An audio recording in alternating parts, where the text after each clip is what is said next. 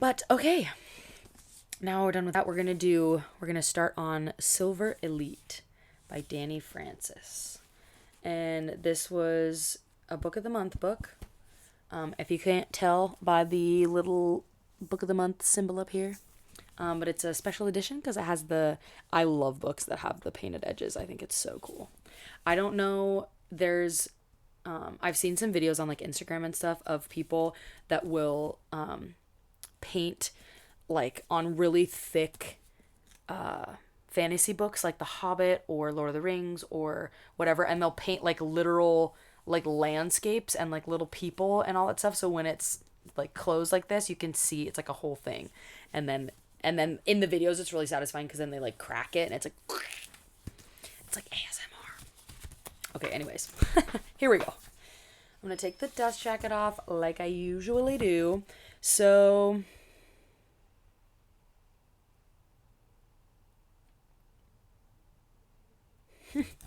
that's funny. The little synopsis about or not the synopsis, the little blurb about the author in the back says, Dani Francis is an avid reader, a lover of all things breakfast, and a hopeless romantic.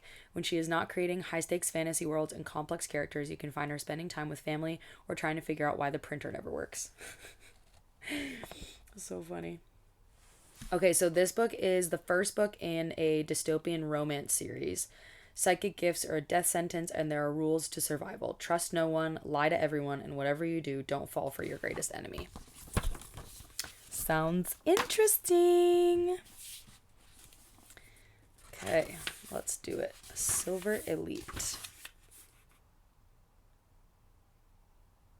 Huh. The dedication says, to the women who kick ass in this world, this is for every battle you fought and every barrier you've shattered. You inspire me every day. Love that. Okay, we've got a map. We've got a nice map in the front. Kind of looks like North America. Like this kind of looks like Canada and then the United States and then Mexico here. Love that. Although the scale, not sure what the scale is like. Okay, here we go. Chapter 1. Jeez.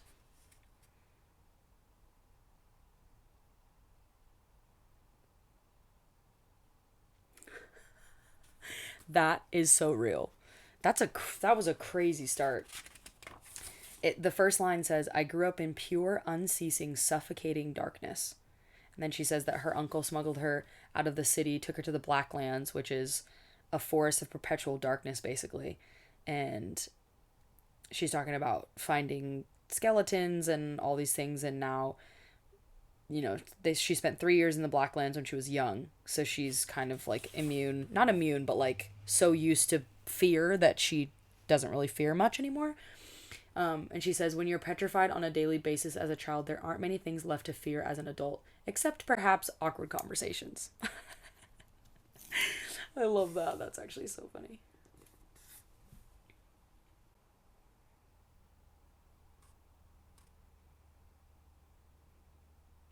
Okay, so far we know that she's a mod, and which means that she can read minds, I think. But the continent soldiers, one of the first things they learn is how to shield their mind. Because she's basically like she had a one night stand with this soldier or whatever, and so a lot of this information is where we're getting from it, because of how she feels about the guy. And then we learn that a war 150 years ago released a toxin that created the mods, basically. So they didn't really have a choice.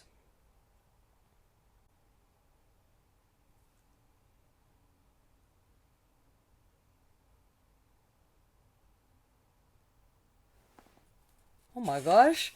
So she was trying to leave and get away from the guy that she slept with the night before, and she's trying to sneak past his room, and she sees the doorknob starting to turn, so she goes into a different room, and there's a guy in there, and he disarms her really fast.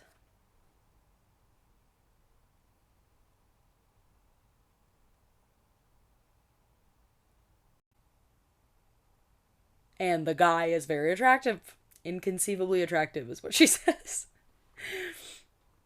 The smell. It's always the eyes and the way that they smell is like the thing that the people always describe as like the things that are attractive, or the like it's that one piece that just keeps that person coming back for more. The smell. This guy apparently his smell holds a tone of pine, leather, and a hint of spice. Manly.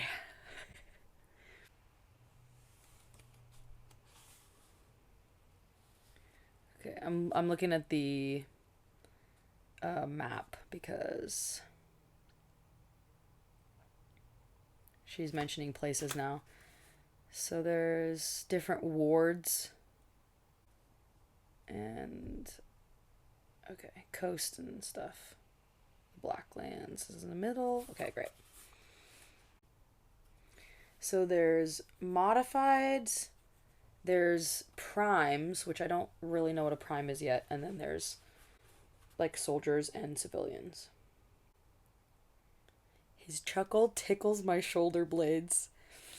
Oh, it seems like such a silly sentence out of context, but it low key makes so much sense. Oh, if you know, you know. You know what I mean? Ugh. Okay, so it's definitely got some commentary on the government spying on you when you use your. They have like these communication devices, which in my mind right now, it's basically like a cell phone. And then Nexus is their online network.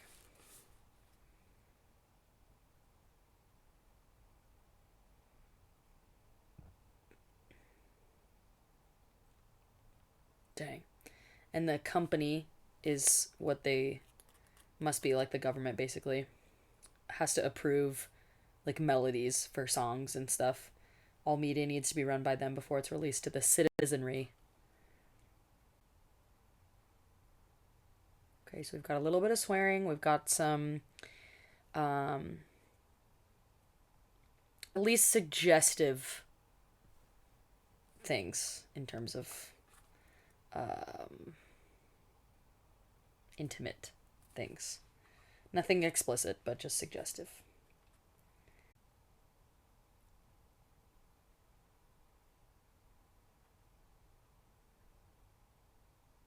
Oh my gosh.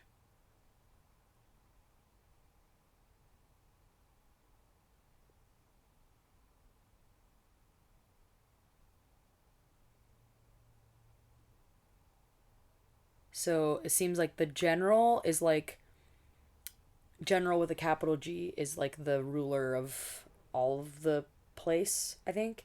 And then the company is like the overall government.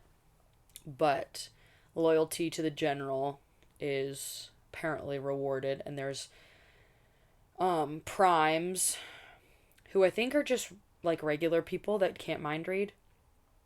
Uh that will like there was one guy that turned his own mother in when he discovered she was modified. 2 decades of her successfully hiding it, and then one slip up, and he turned her in. And then I guess there's some mods who turn against their own, so they serve in a specific sanctum in the capital city and live a cushy life because they've turned in some of their own kind, basically. Okay, so I mean, I guess that makes sense if they're telepaths basically, not just mind readers, so they can like talk to each other. If it's like a modified to a modified, they can talk to each other in their brains. And they have a unique signature, so like it feels different. So once you like with friends and stuff, once you know what their signature feels like, you automatically recognize it. Oh, interesting. So she's basically just explaining that because she's talking to her friend now, and this is why I brought up the telepath to telepath. But she's saying that her friends voice in her head holds a lower pitch than her speaking tone. And she asked her uncle once why the telepathic voice sounds different from the audible ones. And he says, have you ever listened to yourself on a recording and thought, I don't sound like that? That's because to your own ears, you always sound different. When we speak telepathically, I hear your voice the way you hear it. When you speak out loud, I hear your voice the way I hear it. Interesting. Because, like, if you're telepathically speaking to somebody, you're the one pushing the words to them. So you would push it the way that your voice sounds to you. But if you're speaking audibly, then they're hearing it a certain way. And you hear it differently. Interesting. It's kind of fascinating to think about, to be honest. I'm just gonna put a little sticky note there. Her uncle's modified. She's modified. She has a couple friends that are modified. Apparently, most of the modifieds, their veins glow silver, aka Silver Elite. Their veins glow silver when they're like using their telepathic abilities, essentially. But hers don't. So she can wear tank tops, whatever, and use her telepathic abilities and nobody will know. But most modifieds have to wear long sleeves if they're trying to hide it, which they do because apparently the government or the general or whatever is trying to get rid of all of them. And so they have to keep them covered. So they have to wear like long sleeves and stuff.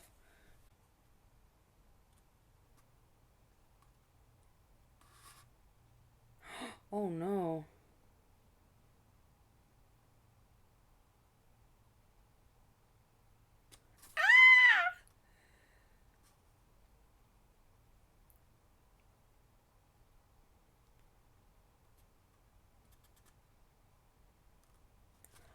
Oh my gosh. Okay, wow. Crazy. Okay, so what do we know? Let's see. So at the end of this, she's trying to say goodbye. She's trying to get back to her uncle, which seems like the telepathic abilities work from quite a far way away because her uncle like poked her mind and was like, hey, you need to come home. And she's in the city and she lives on a farm or in a ranch. So it must be kind of far. But anyways, she's saying goodbye to the soldier, and then screams start happening, and there's a wolf coyote hybrid that attacked a boy and is starting to drag him away. And some of the soldiers are running towards the boy to try to save him, but she's like, nope. Whips out her rifle, takes aim. Everybody's freaking out because they probably think that she's not a very good aim, but she's like, nah. So she takes the shot, and that's the end of the first chapter.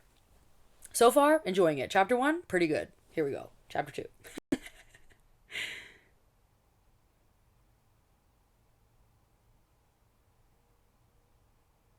Interesting. Okay, so she lives in a village where they basically have everything they need within a handful of square miles.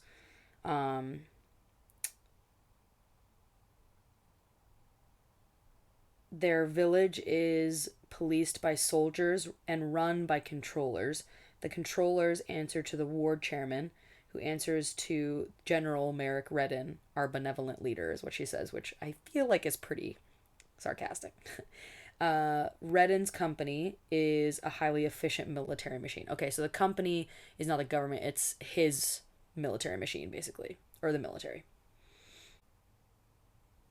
The one rule her uncle instilled in her from a young age is never draw attention to yourself. But alas, she's gone and done it.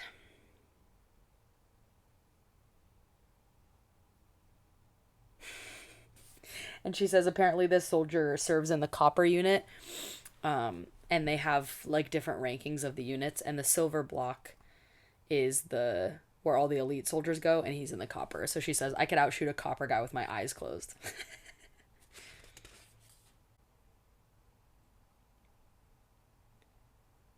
I have a feeling that's gonna change. She says she's talking about just people in general, and she's only 20. She doesn't want anything serious with anybody right now. She's witnessed so many women bending to a man's every whim, and she says, I don't bend. I have a feeling She's gonna bend at some point. Subtle foreshadowing. Okay, so she, when she was a kid, they were living in the Blacklands. She spontaneously linked with another telepath, and she was so excited about it because she'd basically found a friend. But her uncle was pissed that she did it just because he was scared. And so he told her to like break the link and like never talk to him again. And she didn't do that. But she tried to honor his wishes as much as she could. So she was like, I can't tell you my name. Like, let's not share names. So they chose code names. Hers is Daisy and his is Wolf. And they have continued to talk since that. So she's 20 now. That was when she was 6. So they've been talking for 14 years, but they've never met in person. So all she knows is his voice in her head.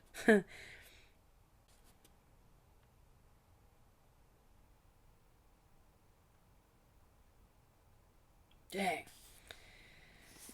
So the general basically tried to wipe out all of the Silver Bloods. I think Silver Bloods is what they call themselves. Mods or modifieds is what everybody else calls them. Primes are those that aren't modified or don't have the telepathic abilities. And the general basically tried to wipe out all the Silver Bloods 25 years ago before he took over the continent. Basically dragged tens of thousands of mods out of their homes to be executed.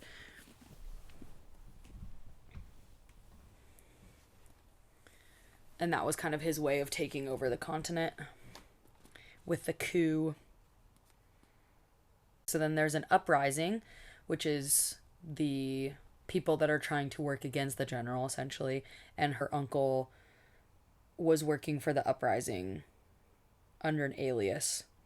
But obviously makes him a person of interest to the command. So he's basically going to be a hunted man for the rest of his life.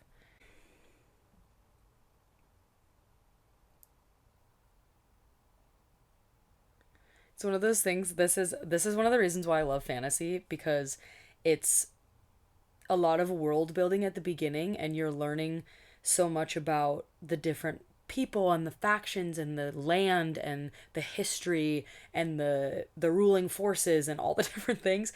And so it's like these tiny little bits of information that you're getting throughout, and so it just leaves you wanting more and more and more, and then you're like, I can't read fast enough. And then by the time you get all the information you need, then you're like halfway through the book, and then it's to the point where you're, you know, all the things actually start to happen, and then you're like, oh, I want to keep reading. I can't stop because I want to finish it. Interesting. Okay, so I don't know if all Silverbloods can do this, but inciting is when they can basically control somebody else. So, like, just regular telepathy is you can communicate mind to mind, but, or like this is, the modifieds can just communicate mind to mind, but to be able to incite is when you can actually control somebody. So her and her uncle tried to get it to a point where she could control the power to incite. And so she was trying to get him to pick up a knife and cut his hand. And they were practicing it for a long time, but they didn't really ever get to a point where she could control it. It was just kind of happened unexpectedly. So he's using that as an argument of like, you have an edge that your veins don't glow when you use your telepathic powers, but what happens if you incite? How do you talk your way out of that? Like, you can't.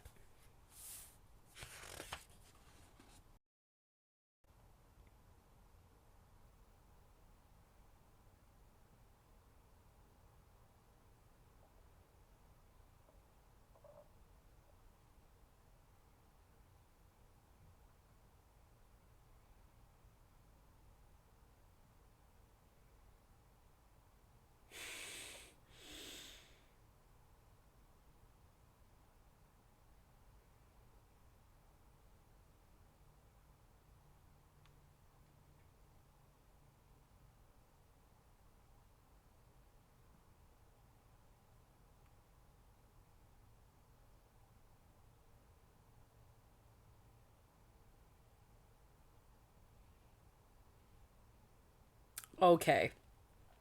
So I have a feeling that the hot, rude stranger that she ran into at the inn is gonna be Wolf.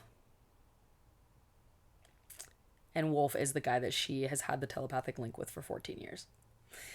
Ooh, this is gonna be interesting.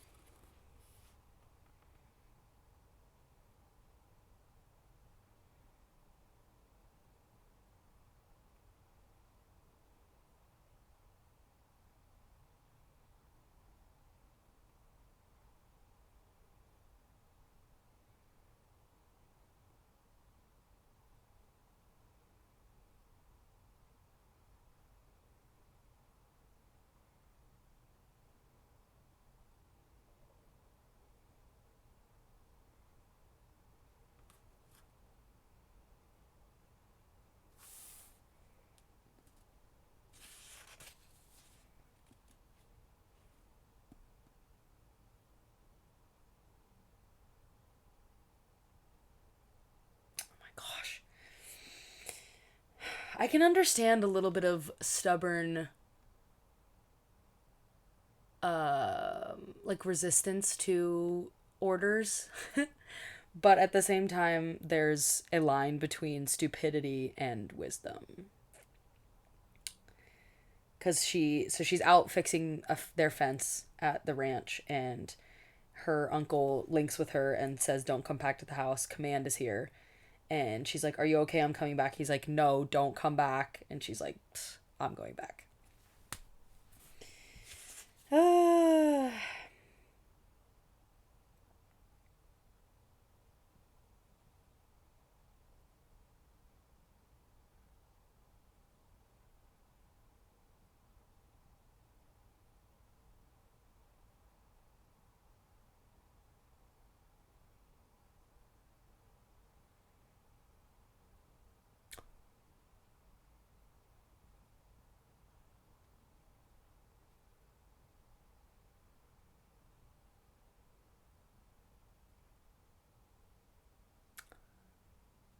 oh no.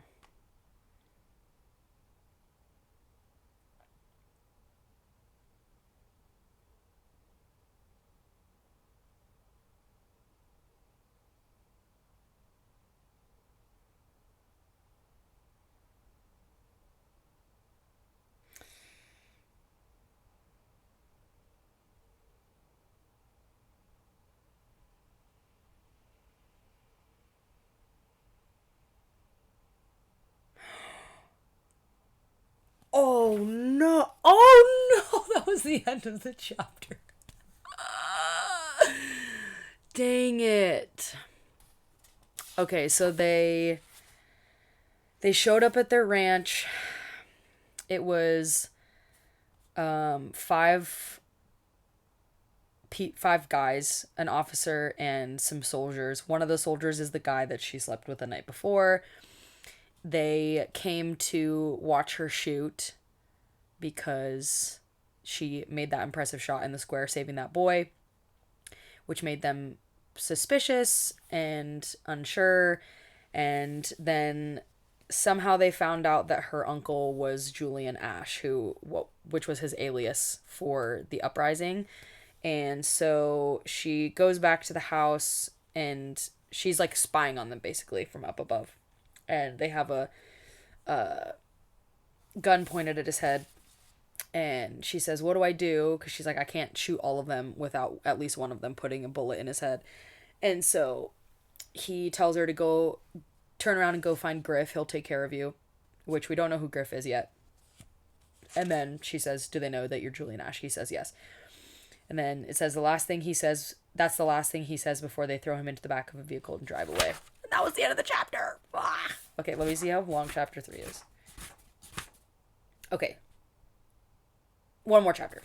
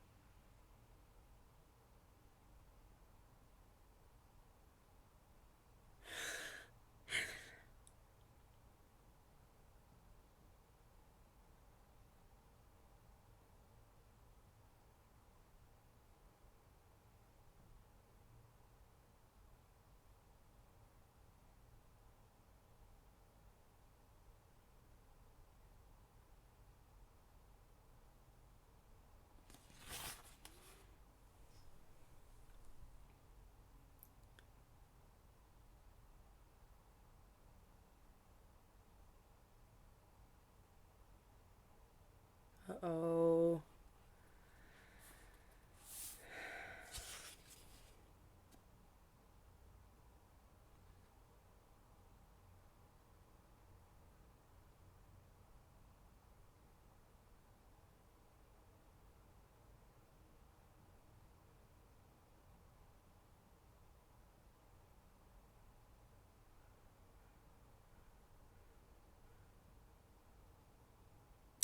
Interesting. Okay.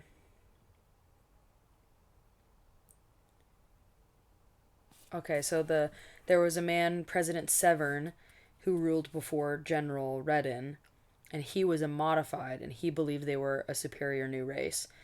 And after decades of being persecuted themselves, they decided it would be a good idea to do the same to the primes, which is when the coup happened, and then General Redden took over. So it's basically just a back and forth of which group thinks they're better and which can take power instead of just trying to live in harmony. But does that ever happen? Not often.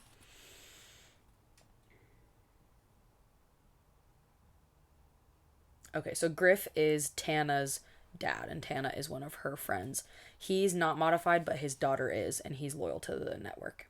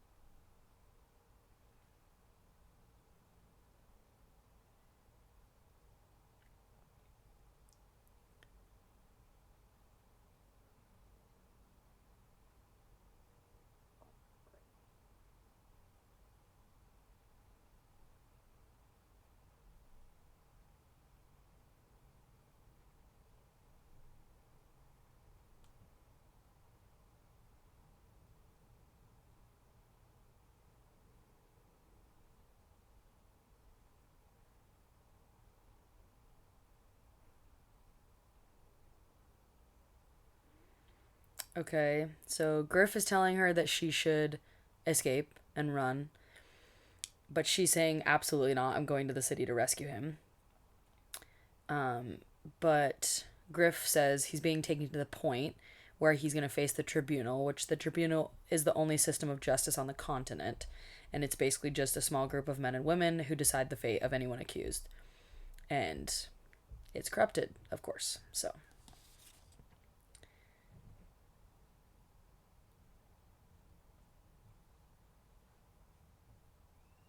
Ah, I see. Okay.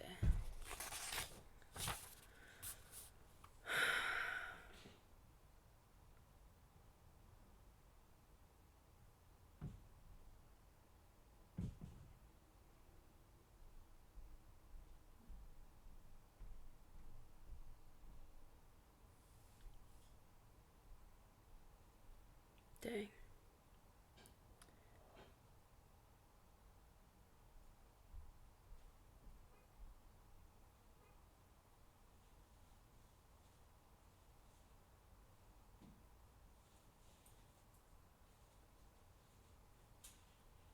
Oh, interesting. Microchips embedded into the skin sounds like a familiar thing that tried to happen.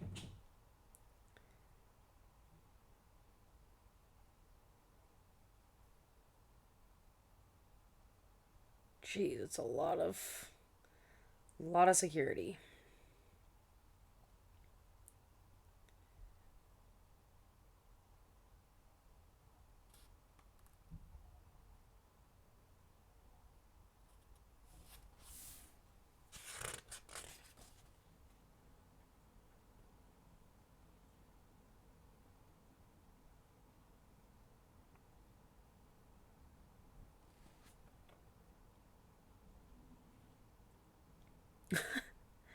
Petulant.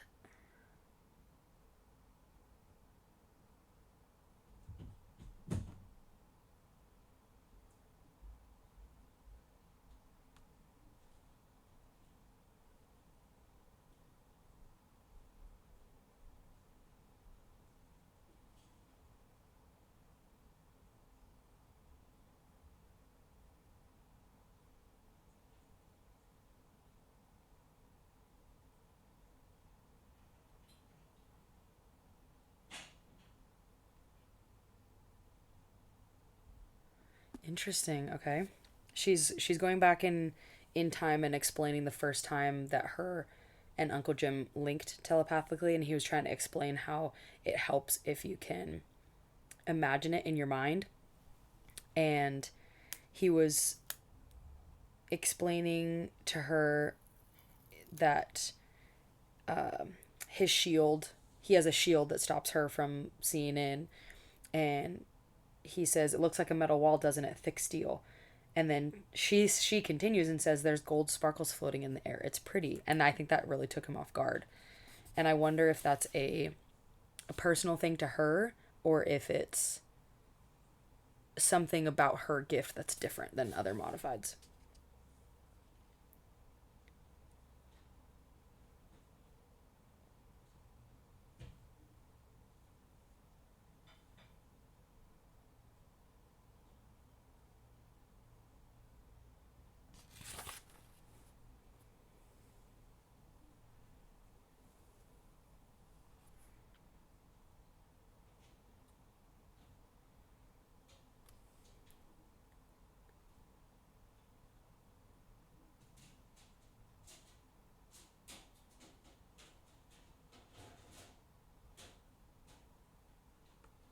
Interesting. Okay. It seems like her gift is a lot deeper than his, at least.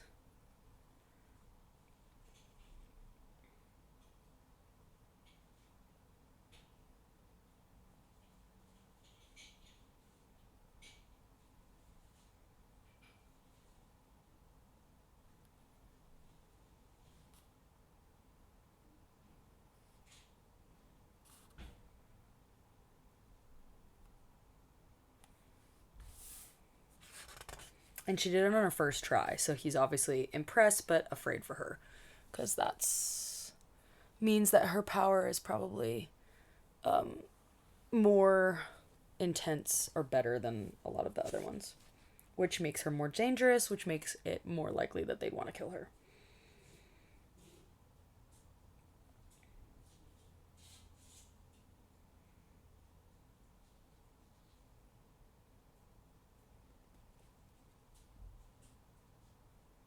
Okay, so it doesn't matter how far away they are. Interesting.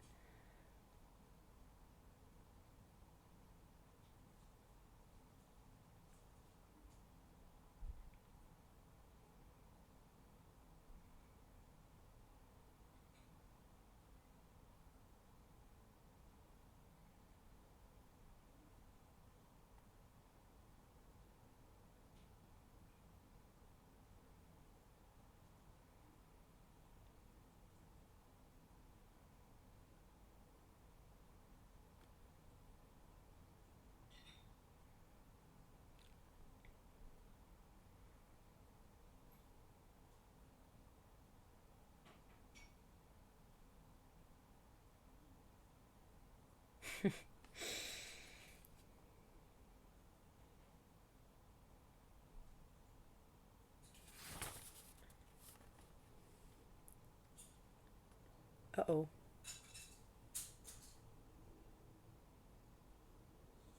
Oh no. Okay, so he already met with the tribunal, and they found him guilty of treason and concealment.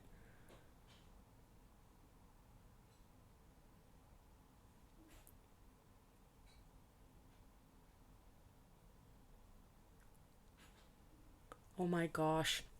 So they have a mind reader or a modified who's a prime loyalist, traitor to her people, and she serves as General Redden's right hand for more than a decade. Interesting.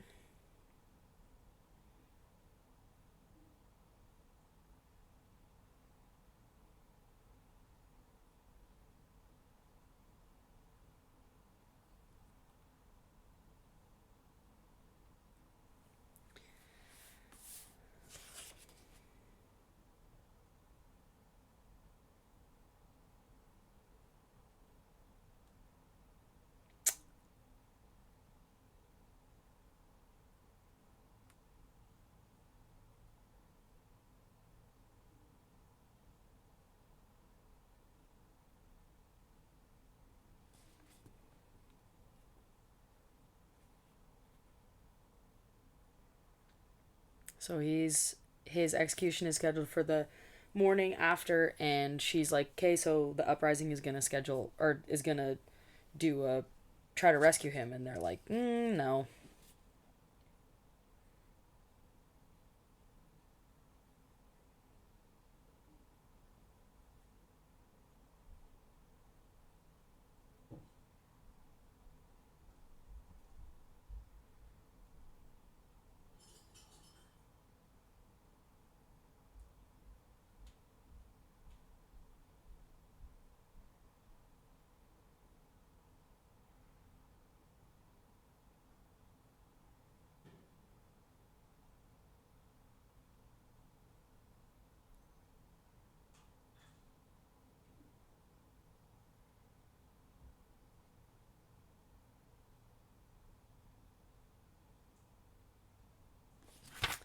Ooh.